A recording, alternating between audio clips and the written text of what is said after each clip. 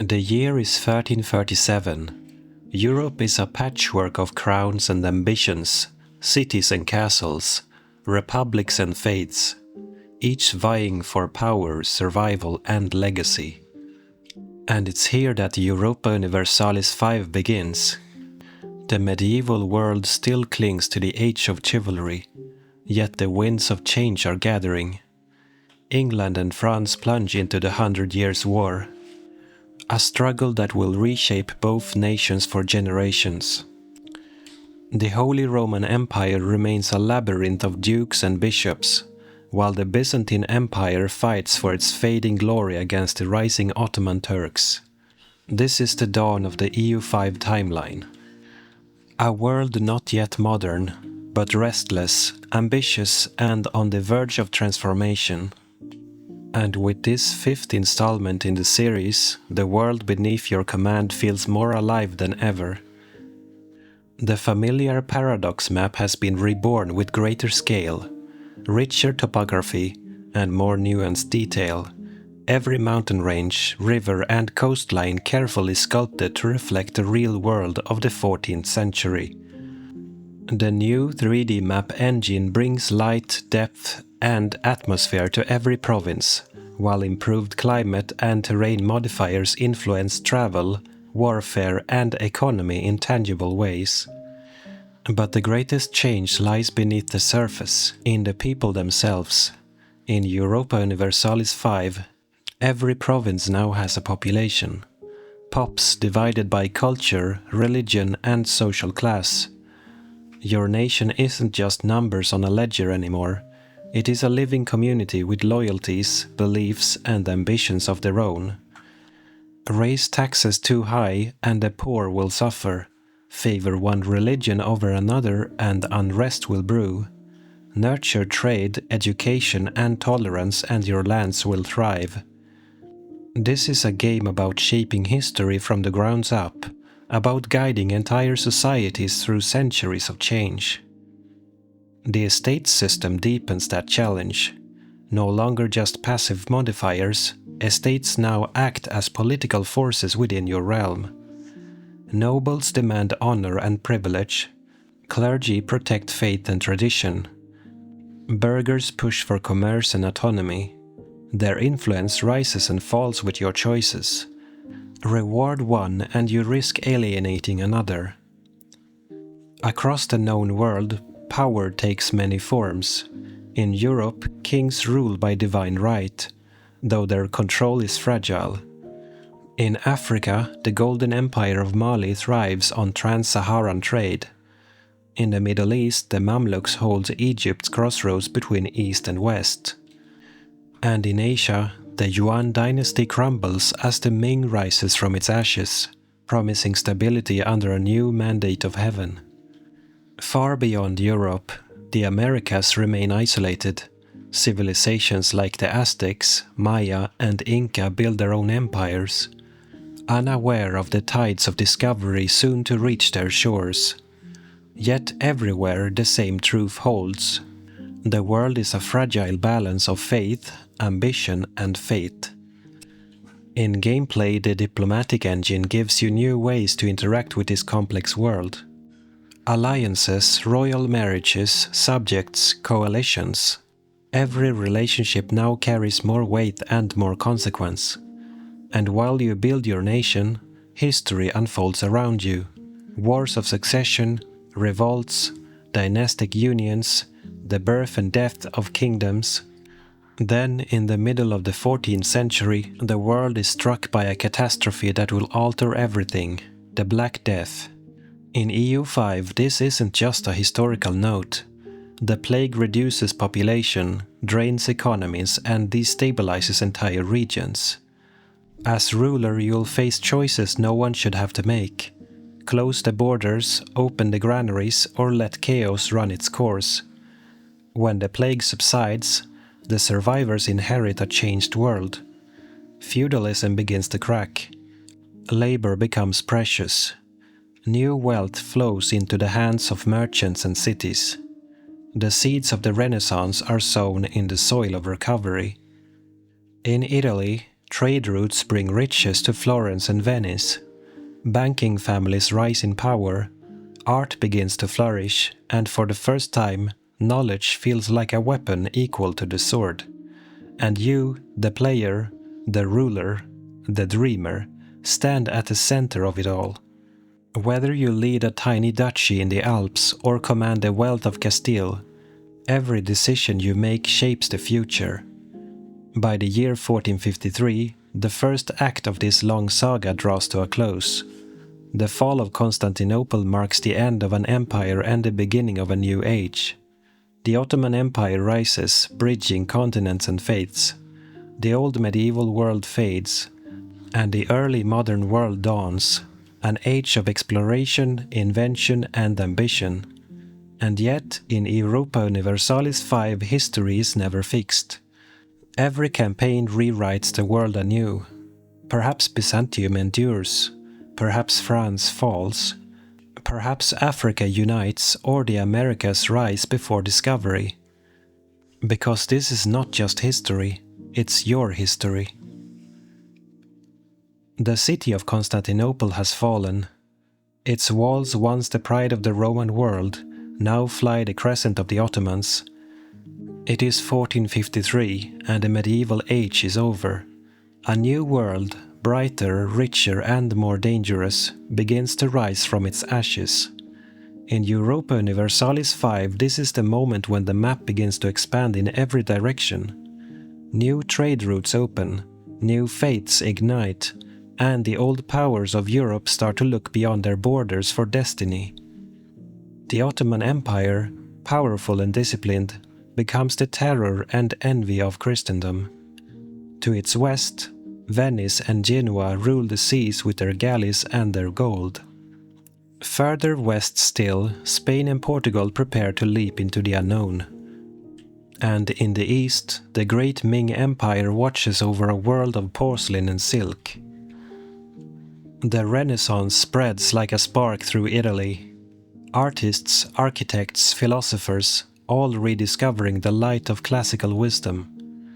But beneath the art and poetry, something deeper stirs. A new way of thinking about power, progress, and humanity itself. In gameplay, this era reflects the heart of what makes EU5 so special. The feeling that you're guiding not just a state, but a civilization through awakening. The pop system evolves dynamically as literacy and trade reshape your population. Wealth flows from cities to countryside, from merchants to nobles, and your choices decide who thrives.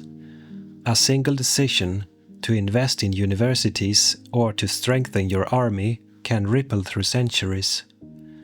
Meanwhile, the estate system grows even more demanding. The clergy seek to guide your people's faith, while the burghers demand investment in ports and markets. The nobles, proud and stubborn, still crave war and land. And now a fourth force emerges, the explorers. They are your agents of curiosity and risk. With the right technology and ambition, you can send them across uncharted waters. For the first time, the age of discovery dawns on the map. Ships leave Lisbon, Seville, and London, heading toward the edge of the known world. The colonization mechanics let you find settlements, claim lands, and compete for global trade power. But exploration comes at a price. Uncharted seas, disease, native resistance, and the sheer cost of ambition can drain your treasury, or make it overflow with gold. Every discovered province changes the flow of global trade. Trade nodes connect continents like veins of gold, and you, the player, decide where the wealth of the world will flow. Will you steer it to Genoa, to the English Channel, or to your own rising empire? And yet, even as ships cross oceans, Europe itself begins to burn. Not with war, but with belief. In 1517, Martin Luther nailed his 95 Theses to a church door in Wittenberg. The Reformation begins, and faith itself fractures. Protestantism, Calvinism, Anglicanism, all break from the Catholic Church. What was once a single faith becomes a battlefield of the soul. In EU5, religion isn't just a map color, it's a living system of loyalty, legitimacy, and unrest. Your people's beliefs shape your stability and diplomacy. Convert too quickly, and you'll face revolts. Stay loyal to Rome, and your neighbors may turn against you. This is the Reformation mechanic at work. It doesn't just change icons, it changes how you rule. Even the Holy Roman Empire trembles under the strain, as princes and bishops choose sides, Protestant or Catholic, reformer or loyalist. The imperial authority rises and falls as emperors try to hold their fragile dominion together. And while Europe fights over faith, new worlds are being drawn into its orbit. Across the Atlantic, Spanish conquistadors reach the Americas. Empires of the Aztec and Inca rise and fall within a generation. Gold floods back to Europe, and with it, inflation, greed, and power. You can feel it in the gameplay. Wealth becomes a double-edged sword. Armies grow larger, trade grows faster, but so do corruption and instability. This is the paradox of the early modern age. Prosperity and peril are one and the same. Meanwhile, in the East, the great powers of Asia evolve in their own rhythm. The Ming dynasty enforces its celestial order under the mandate of heaven. In India, the Delhi Sultanate begins to weaken, paving the way for the rise of the Mughals. And in Japan, the Ashikaga shogunate struggles to hold the islands together through the storm of civil war. All of it, every rebellion, every dynasty, every trade caravan, unfolds simultaneously in Europa Universalis V. And you, at the center of it all, must balance it like an orchestra of chaos. By the late 1500s, gunpowder had reshaped warfare. Muskets and cannons dominate the battlefield, replacing the age of knights with the age of armies. Fortresses rise, walls crumble, and for the first time, sieges and artillery decide the fate of nations. But something even greater is coming. The Enlightenment is on the horizon. Ideas are spreading faster than ever before. Explorers, merchants, missionaries, philosophers. They carry not just goods and gold, but thoughts, dreams, and revolutions. And this is where the second act of Europa Universalis V closes. The Renaissance has become the Reformation. The world has doubled in size, and the stage is set for empires to collide.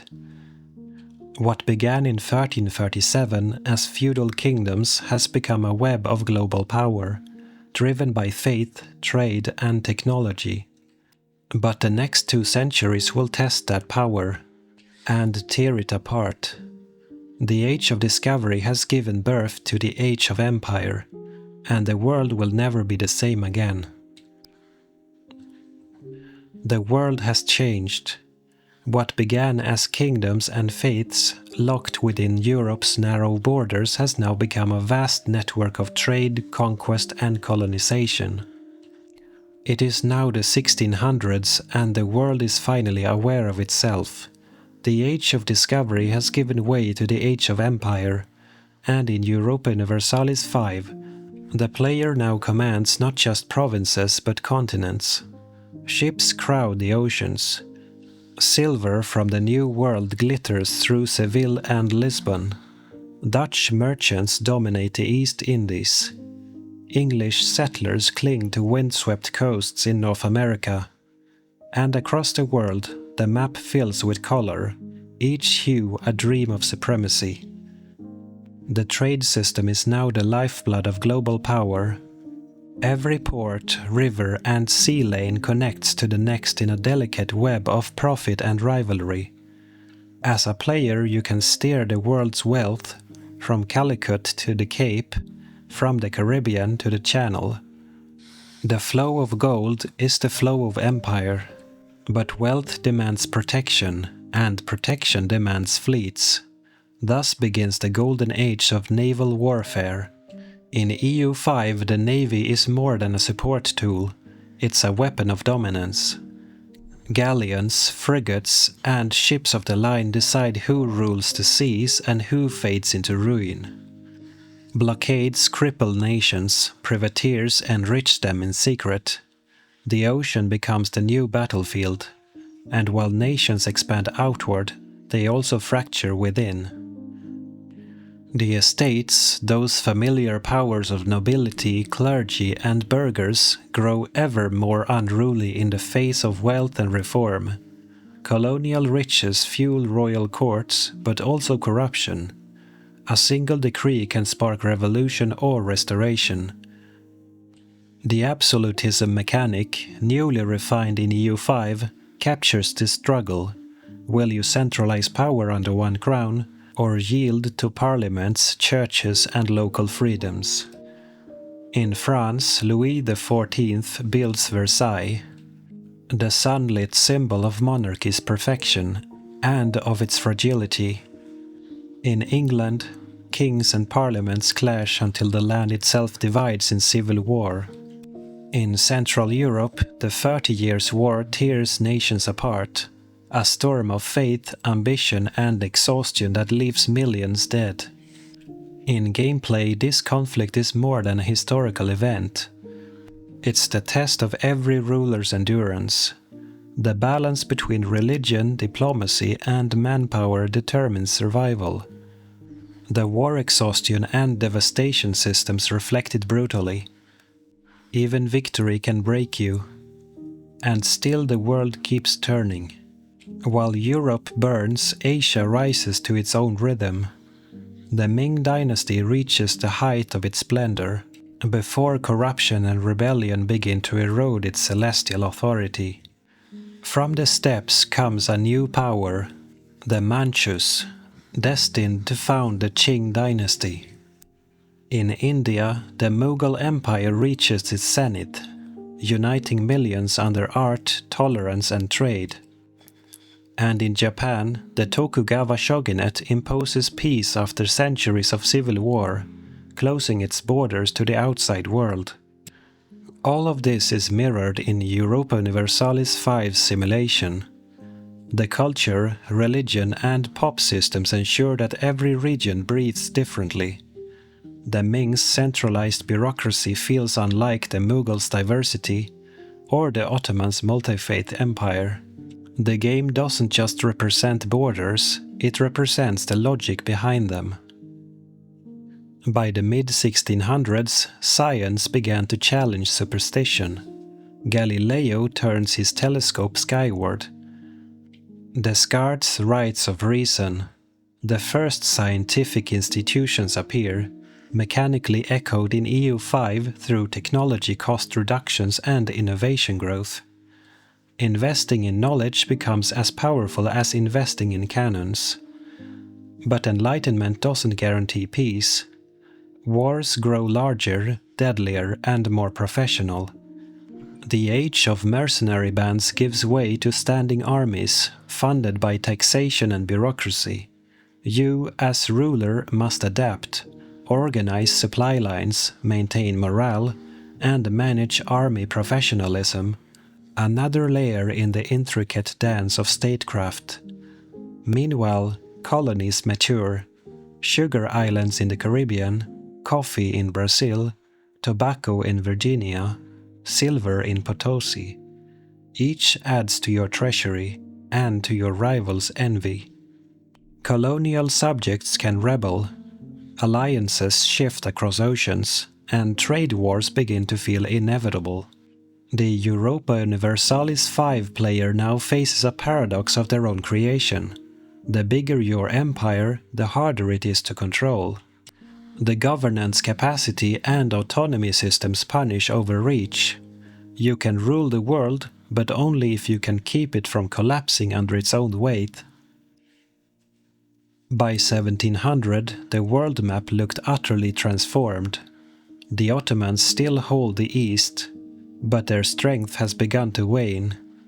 Spain's golden century fades into debt and decline. The Dutch Republic glitters with commerce, the English Channel hums with ships, and France stands tall as the beating heart of Europe. Empires rise, but so do ideas. The same merchants who profit from war now fund printing presses. The same thinkers who study the stars now question kings. The age of absolutism is already sowing the seeds of enlightenment. And as the century draws to a close, a quiet realization dawns. The world is smaller, richer, and far more dangerous than ever before.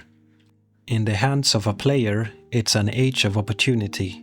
In the story of humanity, it's a prelude to revolution. The drums of empire still beat, but soon another sound will echo across the world. The voices of people demanding freedom, knowledge, and change. The next era will not be ruled by kings alone. It will be ruled by ideas. The year is 1700. Across the world, empires glitter in gold and silk, their borders vast, their rulers certain of their power. But beneath the surface, a quiet rebellion of the mind is already underway. This is the age of enlightenment, an age when reason, science, and liberty challenge the very foundations of monarchy and faith. And in Europa Universalis V, this transformation plays out not only through history, but through mechanics that make you feel its weight. The French Empire reigns supreme under Louis XIV, the Sun King. The British Empire emerges from the ashes of civil war, fueled by trade and colonies. The Dutch remain masters of commerce, while the Ottomans, Mughals, and Qing hold ancient lands under new pressures. The world is now connected by sea lanes and trade routes, its wealth measured not by land, but by markets and monopolies. In gameplay, this is the era where the trade system reaches its full maturity. Merchants can reroute the flow of silver and spices across entire oceans. Your navies become both shield and sword, protecting convoys, enforcing blockades, and projecting power onto foreign shores. The world economy hums like a living machine, and your nation sits at its controls. But progress comes with cost. With greater wealth comes greater inequality, and the estates strain under their own contradictions. The nobles cling to privilege, and the clergy defend tradition, and the burghers demand reform. Now, for the first time, new ideas appear on the political stage. Constitutionalism, secularism, representation. In EU5 you can embrace these Enlightenment ideals, or suppress them to preserve stability. Each choice brings rewards and risks. Liberty can unite your people, or set them ablaze. From London to Leiden, from Paris to Berlin, academies and universities bloom. New institutions appear on your map, symbols of intellect, reducing technology costs and spawning innovation. Investing in them feels powerful, but dangerous. Every coin spent on science is a coin not spent on soldiers. The innovation mechanic deepens here, rewarding progress but punishing stagnation. You will see your nation change, faster research, better governance, and new administrative systems that reflect the Enlightenment's logic. But knowledge doesn't respect borders. Ideas flow like trade winds, democracy from America, revolution from France, and nationalism from every corner where people begin to call themselves a nation. The world is waking up. In North America, British colonies grow restless. They've grown rich under trade, but poor under taxes. The American Revolution ignites the first great spark of independence. And in Europa Universalis V you can choose either side of that story, the empire that holds on, or the colony that breaks free. Revolutions are not simple rebellions here. They are systems, complete ideological movements that reshape government, armies, and society. They spread like wildfire, influencing your pop's loyalty and your diplomatic standing. The revolution mechanic tracks this contagion. As liberty spreads, monarchies tremble. In France, the year 1789, the storm broke. Banners of equality replaced the fleur-de-lis. Kings fall, armies rise, and the French Revolution remakes the meaning of power. In EU5, this event chain is both historical and dynamic. It can happen anywhere that oppression meets unrest. You might witness revolutionary movements in Italy, Spain, or even the New World. Each one changes the global balance. Revolutionary republics can emerge, spawning new diplomatic blocs and military challenges. Not all rulers embrace change. Many double down on control. In Austria, Prussia, and Russia, monarchs forge new military machines, disciplined, efficient, and merciless. They refine absolutism into an art, using it to crush dissent and centralize power. In EU5, the absolutism system remains one of your sharpest tools. It grants efficiency, but erodes flexibility. Every decision becomes a test. Do you loosen your grip for innovation, or tighten it for stability? For some, the Enlightenment is a sunrise. For others, it's a wildfire. Meanwhile, the rest of the world transforms. The Qing Empire rules China with a delicate balance of order and diversity.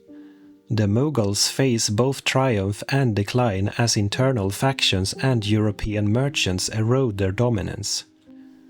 In Africa, the Oyo, Benin, and Ethiopian states expand their reach, adapting trade and diplomacy to the changing world. And across the Pacific, Japan's Sakoku policy isolates the islands in careful self-preservation. All of these civilizations are part of Europa Universalis V's grand simulation. The POPs system gives them depth. Religions coexist or clash. Cultures assimilate or rebel.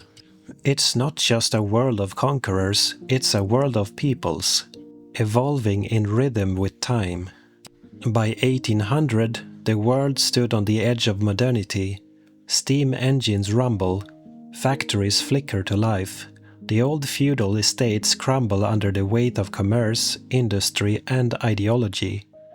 Empires stretch further than ever, and yet they feel more fragile than before.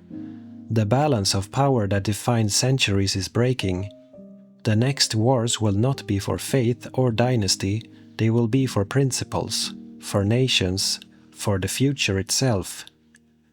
And as for you, the player, close this chapter of the Europa Universalis V timeline, you realize something profound. You have witnessed the world's transformation from medieval to modern, and every decision, every alliance, every reform has shaped it differently than history remembers. No two worlds end the same. No two stories reach 1837 the same way. The Enlightenment has done its work. The world can no longer sleep. And now the world stands at a crossroads. The empires that once seemed eternal now tremble beneath the weight of industry and revolution. Steam hisses, iron roars, and ideas spread faster than armies. The world that began in 1337, of swords and silk, of castles and cathedrals, is ending. And the one that replaces it will be the world we still live in today. In Europe, the flames of the French Revolution has given birth to a new titan, Napoleon Bonaparte. Where monarchs once ruled by divine right, this man rules by merit and ambition.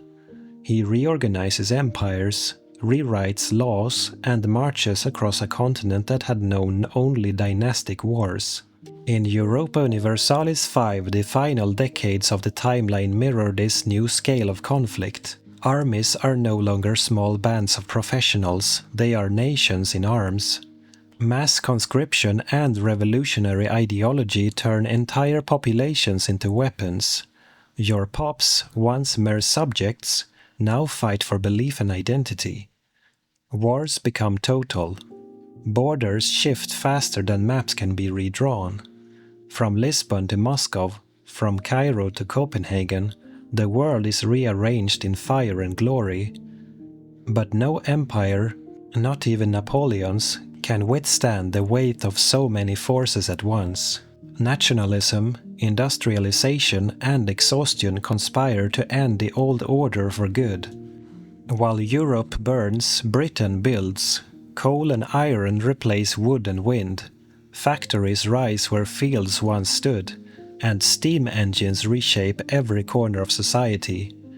In Europa Universalis V, this moment marks the edge of its world, the threshold between history and simulation and history as memory. You can feel it mechanically.